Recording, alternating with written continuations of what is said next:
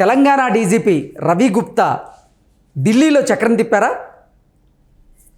రేవంత్ రెడ్డి సర్కారు కొలువుదీరిన తరువాత కూడా డీజీపీగా రవి గుప్తా కొనసాగడానికి కారణం ఏంటి, అసలు తెర వెనుక జరుగుతున్నటువంటి రాజకీయం ఏంటి అనే అంశాలకు సంబంధించి మనతో మాట్లాడేందుకు ప్రముఖ రాజకీయ విశ్లేషకులు, ప్రముఖ సీనియర్ జర్నలిస్ట్ సిఎస్ రావు గారు మనతో ఉన్నారు. సార్తో మాట్లాడదాం. Sir hi sir. Hello Krishna. Sir, Telangana DGP Ravi Gupta ఢిల్లీలో చక్రం తిప్పారా ఏఐసిసి దగ్గర? రేవంత్ రెడ్డి సర్కారు కొలువుదీరిన తర్వాత కూడా డీజీపీగా రవి గుప్తానే కొనసాగడానికి కారణం ఏంటి, అసలు తెర వెనుక జరిగినటువంటి రాజకీయం ఏంటి అంటే ఏం చెప్తారు సార్? సో ఒకటి, రవి గుప్తాని ఎన్నికల కమిషన్ నియమించింది డీజీపీగా. ఎందుకు అంజనీ కుమారు రిజల్ట్ మొత్తం పూర్తి కాకుండానే ఈయన వెళ్ళి రేవంత్ రెడ్డిని అభినందించడం, మహేష్ భగవత్ అలాగే అంజనీ కుమార్ ఇద్దరు పోయి ఇంకొక ఆఫీసర్ ముగ్గురు పోయేసి అభినందించడం, దీన్ని ఎన్నికల కోడ్ కింద పరిగణించి సీరియస్గా ఎన్నికల కమిషన్ ఆయన సస్పెండ్ చేయడం జరిగింది అంజనీ కుమార్ని. ఆ ప్లేస్లో ఎలక్షన్ కమిషన్ సీనియారిటీ ఎవరుంటే వాళ్ళని నియమించమని చెప్పి చీఫ్ సెక్రటరీ చెప్తే, చీఫ్ సెక్రటరీ ఆ రోజున ఎన్నికల కమిషన్, చీఫ్ సెక్రటరీ కాదు ఎన్నికల కమిషను సీనియారిటీ లిస్టులో ఉన్నటువంటి రవి గుప్తాని నియమించడం జరిగింది. సో ఆ నియమించారు, తర్వాత గవర్నమెంట్ మారిపోయింది. సో బీఆర్ఎస్ పార్టీ నుంచి కాంగ్రెస్ పార్టీ ప్రభుత్వం వచ్చేసింది. రేవంత్ రెడ్డి ప్రమాణ స్వీకారం చేశారు, 7వ తారీఖున చేశారు. అప్పటి వరకు ఆయన ఉన్నారు. సో నెక్స్ట్ డీజీపీ ఆయన కంటిన్యూ అవుతాడా లేదా అనేది చాలా విస్తృతంగా చర్చ జరిగింది. అవును, రవి గుప్తా కంటిన్యూ అయ్యే అవకాశం ఉందా, లేదంటే మళ్ళీ అంజనీ కుమార్ని తీసుకునేటువంటి అవకాశం ఉందా? ఆ రోజు రేవంత్ రెడ్డి ఇంటికి వెళ్ళినందువల్లే ఆయన సస్పెండ్ అయ్యాడు కదా అంజనీ కుమార్. సో కాబట్టి మళ్ళీ ఆయన్ని డీజీపీగా నియమిస్తారా అనేటువంటి ఒక చర్చ అయితే చాలా బలంగా నడిచింది. సో రవి గుప్తా ఈ రేవంత్ రెడ్డి ముఖ్యమంత్రిగా ప్రమాణ స్వీకారం చేసేటువంటి ఏర్పాట్లు కానీ ఈ వారం రోజుల పాటు మొత్తం ఆయన వారం 10 రోజుల నుంచి కూడా ఆయనే చూస్తూ ఉన్నారు. సో ఆయనే మొత్తం చూస్తూ ఉన్నారు. ప్లస్ రవి గుప్తా సంబంధించినటువంటి బ్యాక్గ్రౌండ్ కానీ, రవి గుప్తా సంబంధించినటువంటి ట్రాక్ రికార్డ్ కానీ ఇవన్నీ చూసిన తర్వాత ఆయన కూడా కంటిన్యూ అయ్యే అవకాశం ఉంది. లేదంటే ఆయన వేరే రేవంత్ రెడ్డి ఇంట్రెస్ట్ మీద వేరే వాళ్ళని అపాయింట్ చేసుకునేటువంటి అవకాశం ఉంది. చాలామంది పేర్లు మనం చెప్పాం, రతన్ అని, తర్వాత సివి ఆనంద్, ఇలా రకరకాల పేర్లు మనం ప్రాబబిలిటీస్లో తీసుకున్నాం. కానీ విచిత్రం ఏంటంటే రేవంత్ రెడ్డి ఢిల్లీ వెళ్ళిన మరుసటి రోజే ఈ డీజీపీని రవి గుప్తాని పర్మనెంట్ డీజీపీగా కంటిన్యూ చేస్తూ స్పెషల్ ఆర్డర్స్ ఇచ్చేశారు. దాంతోపాటు ఐపీఎస్లందరినీ కూడా చాలామందిని మారుస్తూ అంజనీ కుమార్ని రోడ్ సేఫ్టీ డీజీగా వేయడం జరిగింది, రోడ్ సేఫ్టీకి మార్చడం జరిగింది. అలాగే మహేష్ను కూడా ఆయన కూడా లూప్ లైన్లో పెట్టడం జరిగింది. Loop line means non focal పోస్ట్లో ఆ రోజు రేవంత్ రెడ్డిని ఎవరైతే అభినందించడానికి వెళ్ళారో వాళ్ళని ఆల్మోస్ట్ సైడ్ పోస్ట్ అంటే నాన్ ఫోకల్ పోస్ట్లో వేయటం జరిగింది. సో సివి ఆనంద్కి కూడా ఏదో సిఐడి అది ఇచ్చినట్టున్నారు. సో ఎనీహో నాన్ ఫోకల్ పోస్ట్కి వీళ్ళని పంపించారు. అంటే బీఆర్ఎస్ పార్టీ ఉన్నప్పుడు అధికారంలో ఎవరైతే ఫోకల్ పాయింట్స్లో ఉన్నారో వాళ్ళని నాన్ ఫోకల్ పాయింట్స్లోకి పంపించినట్టు మనకు తాజాగా జరిగినటువంటి ఐపీఎస్ల బదిలీల గురించి అర్థమవుతుంది.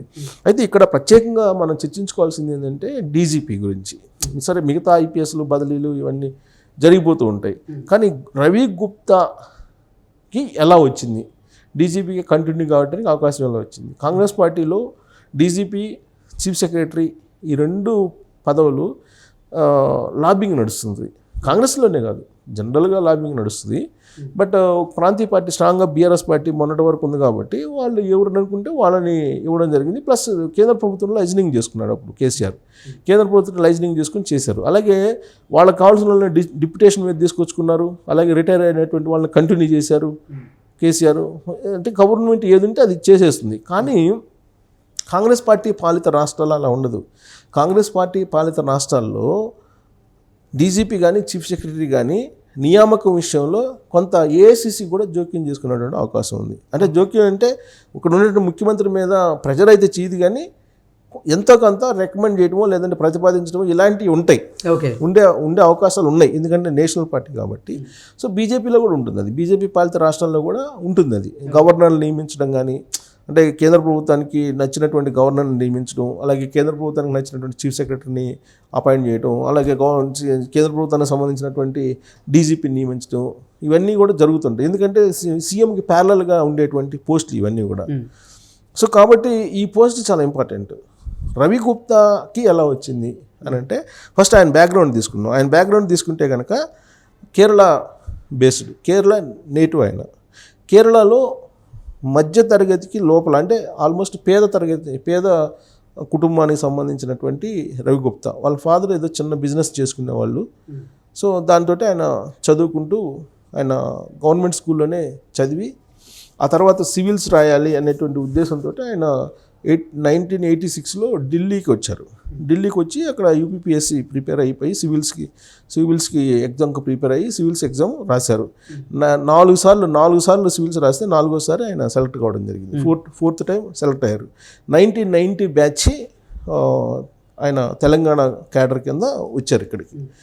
సో 1990 బ్యాచ్ ఐపీఎస్ ఆయన. సో ఆయన అనేకమైనటువంటి పదవులు నిర్వహించాడు తెలంగాణలో. ఆయన నిర్వహించినటువంటి వాటిలో ప్రధానంగా ఏసీబీ చీఫ్గా కూడా ఉన్నారు ఆయన. ఏసీబీకి సంబంధించి అవినీతి నిరోధక శాఖకు సంబంధించి. ఆ తర్వాత ఈ రీసెంట్గా జరిగినటువంటి డెవలప్మెంట్స్లో ఆయన డీజీపీ కావడం జరిగింది. సో కేరళకు సంబంధించినటువంటి కేరళ బ్యాక్గ్రౌండ్ ఉన్నటువంటి రవి గుప్తా ఇప్పుడు డీజీపీ కావడం జరిగింది.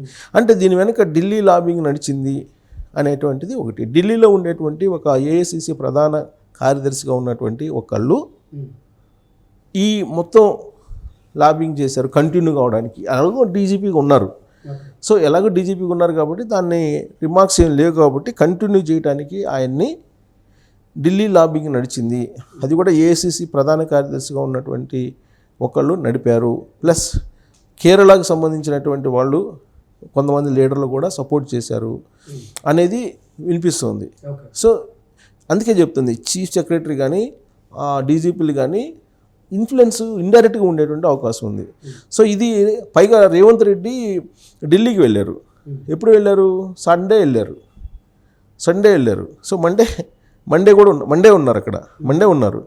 ట్యూస్డే నిన్న అంటే మంగళవారం రోజు ఉదయానికల్లా అపాయింట్మెంట్స్ వచ్చేసినాయి. అంటే ఢిల్లీ వెళ్ళిన తర్వాత వచ్చినటువంటి అపాయింట్మెంట్ అనుకోవచ్చు దీన్ని. ఢిల్లీ వెళ్ళిన తర్వాత మొత్తం మాట్లాడుకొని ఈ మొత్తం ఐపీఎస్లు కానీ ఎన్ని సెట్ చేశారు అని చెప్పేసి అనిపిస్తుంది. సో అది కోయిన్సైడా లేదంటే యాదృచ్ఛికమా లేదంటే ఏదైనా కానీ మొత్తానికి రేవంత్ రెడ్డి ఢిల్లీలో ఉండగానే ఈ ఆర్డర్ వచ్చింది కాబట్టి ఏఐసిసిది ఏదైనా ప్రమేయం ఉండొచ్చు. ఏఐసిసిలో ఉన్నటువంటి కేరళకు సంబంధించినటువంటి ఒక వ్యక్తి ప్లస్ ఏఐసిసిలో ఉన్న ఒక ప్రధాన కార్యదర్శి ఎవరైతే రేవంత్ రెడ్డికి పిసిసి అధ్యక్షుడిని ఇవ్వడానికి అప్పట్లో సహకారం అందించారో ఆ వ్యక్తి సూచన మేరకు ఆ లీడర్ సూచన మేరకు రవి గుప్తాని కంటిన్యూ చేయడానికి నిర్ణయం తీసుకున్నారు అనేది ఢిల్లీ వర్గాల్లో జరుగుతున్నటువంటి ఒక ప్రచారం. ఓకే, ఆ నిర్ణయం రేవంత్ రెడ్డికి సమ్మతమేనా అంటే ఏం చెప్తారు? అంతే కదా, రేవంత్ రెడ్డికి సమ్మతం అయితేనే దాని ఓకే అయింది. సో రవి గుప్తా వల్ల రేవంత్ రెడ్డికి ఏం ఇబ్బంది లేదు. హానెస్ట్ ఆఫీసరు ఆయన కూడా. సో ఆయనకి రిమార్క్స్ ఏం లేవు. గుడ్ ట్రాక్ రికార్డ్ ఉంది. సో కాబట్టి జనరల్గా ఏంటంటే ఇప్పుడు ఆల్రెడీ ఈయన ప్రయారిటీలో ఉండేటువంటి లిస్టులో ఆల్రెడీ వేసేసుకున్నారు. కొత్త శ్రీనివాస్ రెడ్డి హైదరాబాద్ సిపికి వేసుకున్నారు. సుధీర్ బాబును ఆయన్ని సైబరాబాద్కి ఏదో వేసుకున్నట్టున్నారు. ఇలా కొన్ని ట్రాన్స్ఫర్స్ చేసేసారు, అయిపోయినాయి. సెకండ్ గ్రేడ్లో ఉండేటువంటి పోస్టులన్నీ అయిపోయిన తర్వాత ఢిల్లీ వెళ్ళారు. అబ్జర్వ్ చేయండి, కరెక్ట్గా అబ్జర్వ్ చేస్తే మనకి సెకండ్ లేయర్లో ఉండేటువంటి డిపార్ట్మెంట్ హెడ్స్ అన్నింటినీ అపాయింట్ అయిపోయిన తర్వాత ఢిల్లీ వెళ్ళారు. ఢిల్లీ వెళ్ళిన తర్వాత డీజీపీ క్యాడర్లో ఉండేటువంటి అధికారుల యొక్క బదిలీలు జరిగినాయి. మొత్తం బదిలీలన్నీ కూడా డీజీపీ హోదాలో ఉన్నటువంటి వాళ్ళ సివి ఆనంద్ కానీ వీళ్ళందరూ కూడా డీజీపీ హోదాలో ఉన్నటువంటి వాళ్ళయే ట్రాన్స్ఫర్లు జరిగినాయి. ఈ లిస్టు చూస్తే వాళ్ళు వచ్చింది కదా లిస్ట్ అందరిది, దాదాపు ఒక 7-8 మంది లిస్ట్ వచ్చింది. అందరూ డీజీపీ హోదాలో వాళ్ళే. కాబట్టి ఇది ఈ కీలకమైన డెసిషన్ తీసుకోవడానికి అక్కడికి ఢిల్లీ వెళ్ళి ఉంటారు అనేది ఒకటి. పైగా కాంగ్రెస్ అక్కడి నుంచి ఏఐసిసి పిలుపు మేరకే వెళ్ళాడని చెప్పి కూడా మనకు తెలుసు కదా. ఏఐసిసి పిలుపు మేరకే ఢిల్లీ వెళ్ళారు రేవంత్ రెడ్డి అని. సో బహుశా అక్కడ ఏదన్నా ఇలాంటి పరిస్థితులు వచ్చి ఉండొచ్చు. ఆయన ఢిల్లీలో ఉండగానే ఈ ఆర్డర్స్ వచ్చినాయి అంటే ఆ ఢిల్లీలో లాబింగ్ ఏదో జరిగింది, కేరళ లాబింగ్ ఏదో సంథింగ్ జరిగింది.